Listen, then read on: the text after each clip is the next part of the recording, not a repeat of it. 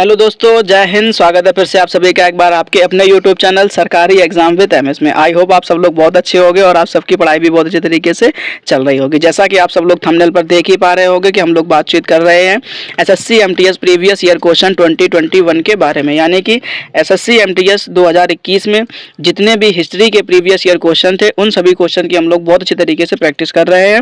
ठीक है, और एक बात हम आप लोगों को और बता दें कि इससे पहले हम लोग 2022 के प्रीवियस ईयर क्वेश्चन लगभग 250 प्लस क्वेश्चंस की बहुत अच्छी तरीके से प्रैक्टिस कर चुके हैं। ठीक, अगर जिस किसी ने भी वो वीडियो नहीं देखे हैं तो प्लीज़ आप लोग प्लेलिस्ट में जा करके हिस्ट्री प्रैक्टिस सीरीज के नाम से प्लेलिस्ट बनी हुई है और आप वहां पर जा करके अच्छे से उन क्वेश्चंस की प्रैक्टिस कर सकते हो। ठीक, अच्छा एक बात आप सुन लीजिए कि ये है हमारा हिस्ट्री प्रैक्टिस सीरीज का पार्ट नंबर 23। इससे पहले हम लोग 22 पार्ट में हिस्ट्री के प्रीवियस ईयर क्वेश्चन की प्रैक्टिस कर चुके हैं और अभी फिलहाल हम लोग बातचीत कर रहे हैं एसएससी एमटीएस 2021 के बारे में और हम लोग इससे पहले 90 क्वेश्चन को सॉल्व कर चुके हैं और आज हम लोग बातचीत करने वाले हैं क्वेश्चन नंबर 91 से। ठीक है, चलिए दोस्तों, समय को बिना बर्बाद करते हुए हम लोग क्वेश्चन को सॉल्व करते हैं। ठीक, ध्यान से पढ़िए। आज का जो पहला क्वेश्चन है वो कह रहा है क्या कि गुप्त वंश के, ध्यान रखना है क्या कह रहा है, गुप्त वंश के शासक कुमार गुप्त, ध्यान रखना है कि गुप्त वंश के शासक कौन, कुमार गुप्त ने निम्नलिखित में से किस विश्वविद्यालय की स्थापना करी। ठीक, यानी कि आपको नाम बताना है उस विश्वविद्यालय का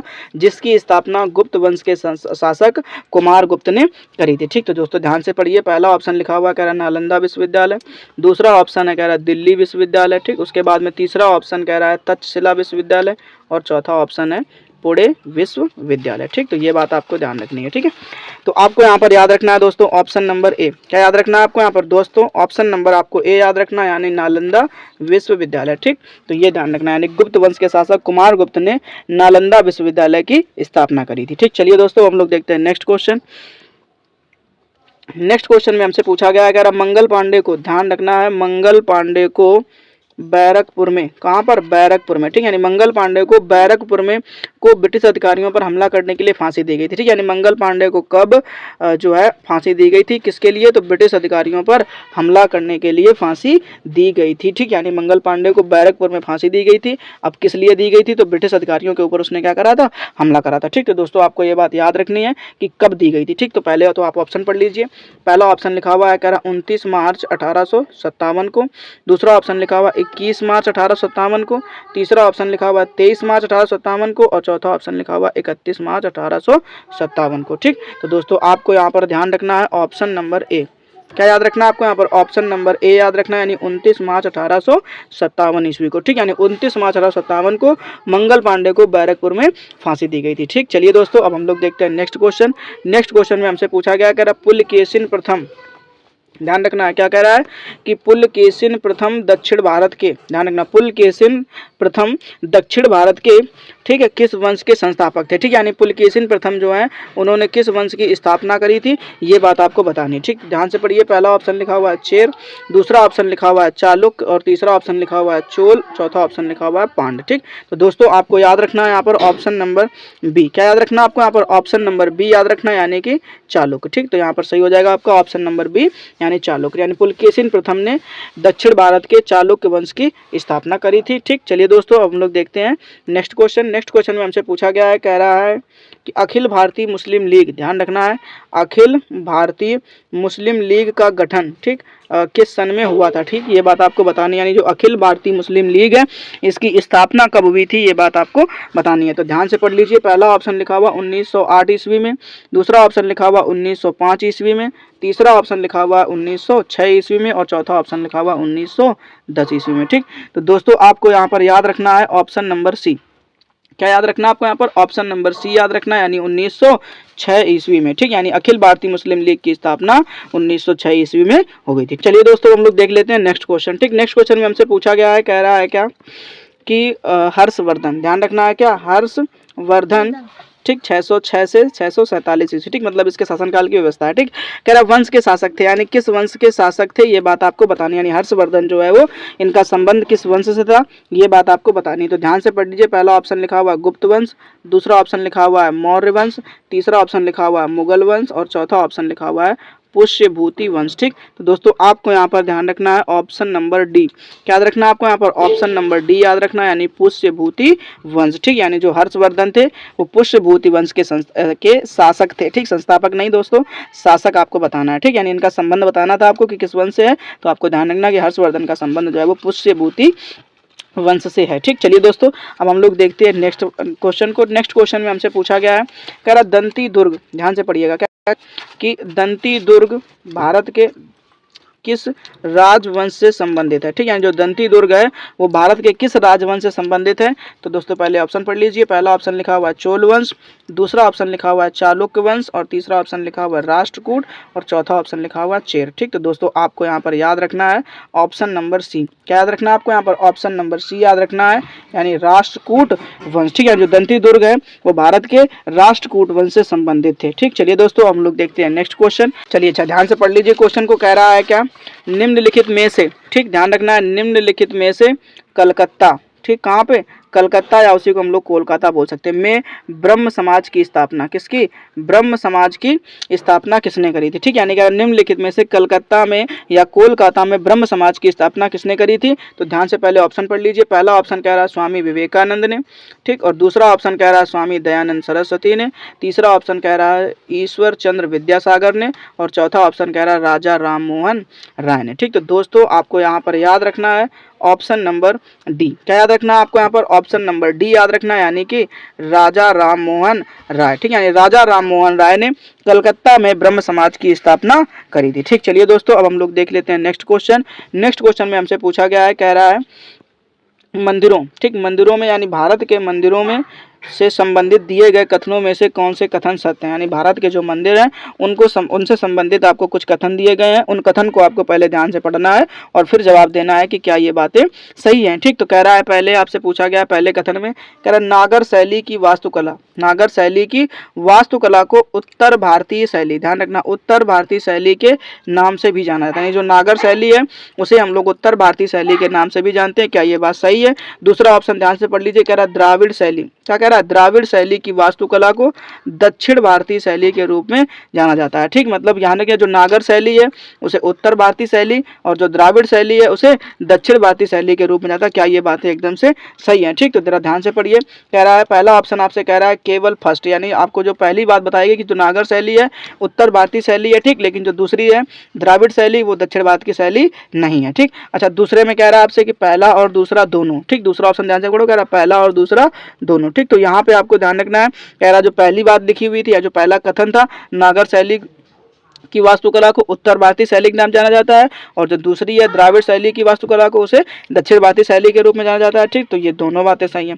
उसके बाद में तीसरा ऑप्शन ध्यान से पढ़िए। तीसरे ऑप्शन में आपसे कह रहा है ना तो फर्स्ट और ना ही सेकेंड। ठीक, मतलब कह रहा है कि ना तो पहला वाला कथन सही है और ना दूसरा वाला कथन सही है, मतलब दोनों ही कथन क्या है? गलत है। ठीक, और डी नंबर ऑप्शन में कह रहा है आपसे केवल दूसरा, ठीक, यानी कह रहा है पहला वाला गलत है लेकिन दूसरा वाला सही है। ठीक, तो दोस्तों आपको यहाँ पर याद रखना है ऑप्शन नंबर बी। क्या याद रखना दोस्तों? आपको यहाँ पर ऑप्शन नंबर बी याद रखना है, यानी कि पहला और दूसरा दोनों। ठीक, यानी कि जो आपको दोनों कथन दिए गए हैं, चाहे वो नागर शैली की वास्तुकला को उत्तर भारतीय शैली के रूप में जाना जाता हो या द्राविड़ शैली की वास्तुकला को दक्षिण भारतीय शैली के रूप में जाना जाता हो। ठीक, तो ये जो दोनों कथन है वो एकदम से सत्य हैं। ठीक, चलिए दोस्तों अब हम लोग देख लेते हैं नेक्स्ट क्वेश्चन को। ठीक, नेक्स्ट क्वेश्चन में हमसे पूछा गया है, ध्यान से पढ़िएगा क्वेश्चन को। कह रहा है भरहुत स्तूप, कौन सा?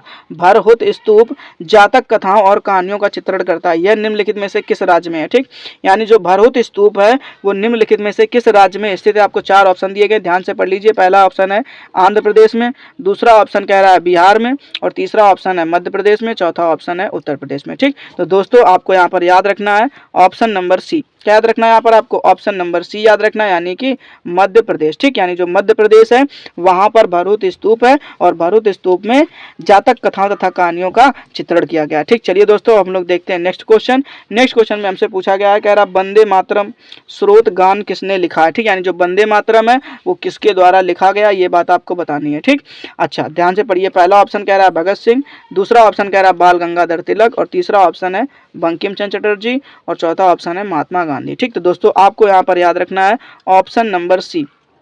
क्या याद रखना है आपको यहाँ पर? ऑप्शन नंबर सी आपको यहाँ पर याद रखना है, यानी यहाँ पर सही ऑप्शन है आपका सी, यानी बंकिम चंद्र चटर्जी। ठीक, तो दोस्तों आपको याद रखना है बंकिम चंद्र चटर्जी, यानी जो वंदे मातरम स्रोत है वो बंकिम चंद्र चटर्जी के द्वारा लिखा गया है। ठीक, चलिए दोस्तों हम लोग देख लेते हैं नेक्स्ट क्वेश्चन। ठीक, नेक्स्ट क्वेश्चन में हमसे पूछा गया है क्या, ध्यान से पढ़िएगा।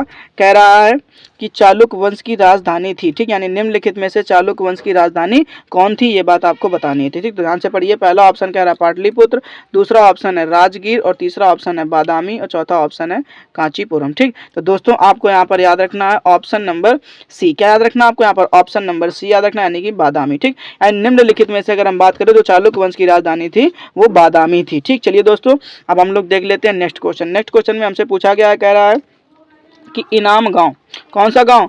इनाम गांव। ठीक, ये नाम याद रख लीजिए। इनाम गांव में एक महत्वपूर्ण पुरातात्विक स्थल नदी पर स्थित है। ठीक, अब किस नदी के किनारे स्थित बताने, यानी जो इनाम गांव है वो एक महत्वपूर्ण पुरातात्विक स्थल है। ठीक, अब ये जो है वो किस नदी के किनारे स्थित है ये बात आपको बतानी है। ठीक, तो जरा ध्यान से पढ़िए। पहला ऑप्शन कह रहा है इंद्रायणी, दूसरा ऑप्शन है उल्हास और तीसरा ऑप्शन है घोड़ और चौथा ऑप्शन है कुकड़ी। ठीक, तो दोस्तों यहाँ पर आपको याद रखना है ऑप्शन नंबर सी। क्या याद रखना है आपको? ऑप्शन नंबर सी, यानी कि घोड़। ठीक, यानी घोड़ नदी पर स्थित है। ठीक, दोस्तों अगर आप लोगों ने वीडियो को अभी तक लाइक नहीं किया हुआ है तो प्लीज़ वीडियो को लाइक कर दीजिए, और अगर आप चैनल पर फर्स्ट टाइम आए हैं तो प्लीज़ चैनल को सब्सक्राइब कर लीजिए और नोटिफिकेशन बेल को ऑल पर सेलेक्ट कर लीजिए, ताकि जब भी हमारा कोई नया वीडियो अपलोड हो तो उसका नोटिफिकेशन आपको समय पर मिलता रहे। ठीक, एक बात और, आप अपने दोस्तों के साथ में इस वीडियो को साझा कर सकते हैं ताकि उनकी भी मदद हो सके। ठीक, चलिए दोस्तों अब हम लोग देखते हैं नेक्स्ट क्वेश्चन। नेक्स्ट क्वेश्चन में हमसे पूछा गया कि टीपू सुल्तान, ठीक है ध्यान रखना है, टीपू सुल्तान मैसूर का शासक बना। ठीक, यानी किस सन में मैसूर का शासक बना ये बात आपको बतानी। ठीक, यानी जो टीपू सुल्तान था वो किस सन में मैसूर का शासक बना था। ठीक, तो ध्यान से पढ़िए। पहला ऑप्शन कह रहा है आपसे 1775 ईस्वी में, दूसरा ऑप्शन कह रहा है 1765 ईस्वी में और तीसरा ऑप्शन कह रहा है 1782 ईस्वी में और चौथा ऑप्शन कह रहा है 1762 ईस्वी में। ठीक, तो दोस्तों आपको यहाँ पर याद रखना है ऑप्शन नंबर सी। क्या याद रखना है यहाँ पर आपको? ऑप्शन नंबर सी याद रखना है, यानी 1782 ईस्वी। 1782 ईस्वी में टीपू सुल्तान जो है वो मैसूर का शासक बना था। ठीक, चलिए दोस्तों हम लोग देख लेते हैं नेक्स्ट क्वेश्चन। नेक्स्ट क्वेश्चन में हमसे पूछा गया है, कह रहा बाण भट्ट ने क्या कह रहा है? बाण भट्ट ने हर्ष चरित्र की रचना, ध्यान रखिएगा बहुत इंपॉर्टेंट क्वेश्चन है दोस्तों। कह रहा बाण भट्ट ने हर्ष चरित्र की रचना किस भाषा में करी थी। ठीक, यानी आपको उस भाषा का नाम बताना है जिस भाषा में बाण भट्ट ने हर्ष चरित्र की रचना करी थी। ठीक, तो ध्यान से पढ़िए। पहला ऑप्शन कह रहा है संस्कृत भाषा में, दूसरा ऑप्शन कह रहा है पाली भाषा में, तीसरा ऑप्शन कह रहा है प्राकृत भाषा में और चौथा ऑप्शन कह रहा है तमिल भाषा में। ठीक, तो दोस्तों यहाँ पर आपको याद रखना है ऑप्शन नंबर ए। क्या याद रखना है आपको यहाँ पर? ऑप्शन नंबर ए याद रखना है, यानी कि संस्कृत। ठीक, यानी कि बाण भट्ट ने हर्ष चरित्र की जो रचना है वो संस्कृत भाषा में करी थी। ठीक, चलिए दोस्तों हम लोग देख लेते हैं नेक्स्ट क्वेश्चन। ठीक, और आज के वीडियो का ये है लास्ट क्वेश्चन। ठीक है, चलिए ध्यान से पढ़ लीजिए। कह रहा है हमसे क्या कि 1206 से 1290, दोस्तों ध्यान रखना बड़ा इंपॉर्टेंट है, 1206 से 1290 तक दिल्ली पर शासन करने वाले प्रारंभिक तुर्की शासकों का सही कालक्रम निम्नलिखित में से कौन सा है। ठीक, मतलब आपको ये बात बतानी कि 1206 से लेकर के 1290 ईस्वी तक जितने भी दिल्ली में जितने भी शासकों ने दिल्ली पर शासन किया है उनका जो है वो कालक्रम आपको ढंग से बताना है, मतलब एक सही क्रम में बताना है। ठीक है, चलिए दोस्तों पहला ऑप्शन ध्यान से पढ़िए। कह रहा है शमसुद्दीन इल्तुमिश। ठीक, ध्यान, पहला ऑप्शन क्या है? शमसुद्दीन इल्तुमिश, दूसरा है रजिया, तीसरा है कुतुबुद्दीन ऐबक। ठीक, चलिए फिर उसके बाद हम ध्यान से पढ़िए। दूसरा ऑप्शन कह रहा है पहले आए थे कुतुबुद्दीन ऐबक, फिर रजिया और उसके बाद में कह रहा है शमसुद्दीन इल्तुमिश। ठीक, उसके बाद में ध्यान से पढ़िएगा। कह रहा है तीसरे ऑप्शन में कुतुबुद्दीन ऐबक पहले, फिर उसके बाद शमसुद्दीन इल्तुमिश। ठीक, फिर उसके बाद तीसरा है रजिया। ठीक है, उसके बाद चौथा ऑप्शन पढ़ लीजिए। कह रहा है रजिया, शमसुद्दीन इल्तुमिश और कुतुबुद्दीन ऐबक। ठीक, तो दोस्तों यहाँ पर आपको याद रखना है ऑप्शन नंबर सी। क्या याद रखना है यहाँ पर आपको? ऑप्शन नंबर सी याद रखना है, यानी कुतुबुद्दीन ऐबक, शमसुद्दीन इल्तुमिश और रजिया। ठीक, तो ये बातें आपको अच्छे से याद रखनी है कि ये सही क्रम है, यानी सबसे पहले कुतुबुद्दीन ऐबक, फिर आपको याद रखना शमसुद्दीन इल्तुमिश और उसके बाद याद रखना आपको रजिया सुल्ताना। ठीक, तो दोस्तों आई होप दोस्तों आप सभी लोगों को अच्छी तरीके से ये सारे क्वेश्चन समझ में आ गए होंगे। उम्मीद करता हूँ आप लोग जल्दी इन सभी प्रश्नों को तैयार कर लोगे, ताकि जब भी आपके एग्जाम में ये क्वेश्चन पूछे जाए तो उसका आंसर आप आसानी से दे सको। ठीक है, हम लोग फिर से मिलेंगे इसके नेक्स्ट पार्ट में। तब तक के लिए जय हिंद, अपना ख्याल रखिएगा और अच्छे तरीके से पढ़ाई करते रहिएगा।